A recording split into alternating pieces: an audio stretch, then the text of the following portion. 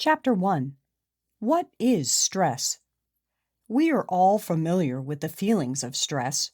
We might experience stress when we're running late to an important meeting, ending a relationship, or worrying about money.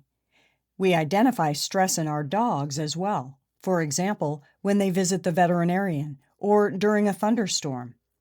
But what is stress really, and how exactly does it influence behavior? Definition and function of stress. Stress is a reaction to change. More specifically, stress is the body's response to a trigger which disrupts or potentially disrupts the status quo. The trigger is known as a stressor. The stressor can be something physical, such as getting sick, that directly challenges a dog's physiological systems. If a dog is sick, for example, it may throw the dog's normal body systems out of whack.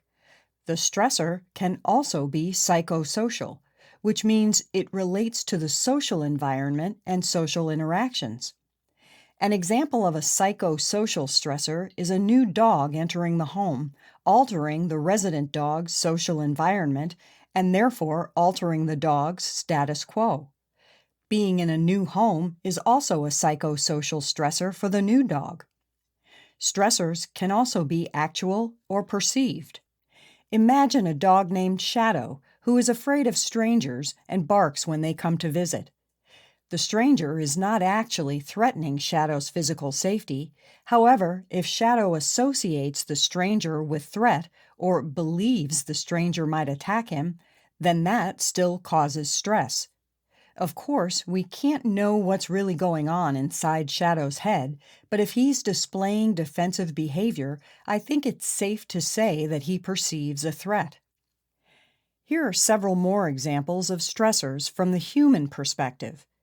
Caring for a loved one with a terminal illness, taking an exam, breaking a bone, the holidays. What about from the dog's perspective? Going to a dog show, fireworks, breaking a bone, the holidays. In all these examples, there is some actual or perceived trigger that is threatening or perceived to threaten the animal's status quo. This triggers a stress response, which is a very specific physiological reaction involving the release of chemicals that help regulate the body's physiological system. More on this later. Evolution and stress. Stress itself is not quote-unquote bad. In fact, in many cases, stress and the stress response is beneficial and adaptive. Stress helps the body adjust to and cope with change. It helps animals to survive in moments of immediate threat. That is, in fact, the adaptive function of stress. For dogs, stress helped them survive over thousands of years by being able to effectively react to and cope with threats. Peter Gluckman and his colleagues were one of the first to suggest that the reason stress-induced changes occur is to prepare an animal for living a life of struggle.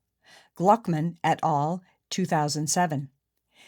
If mom is highly stressed during pregnancy, then it is likely the offspring will be stressed as well.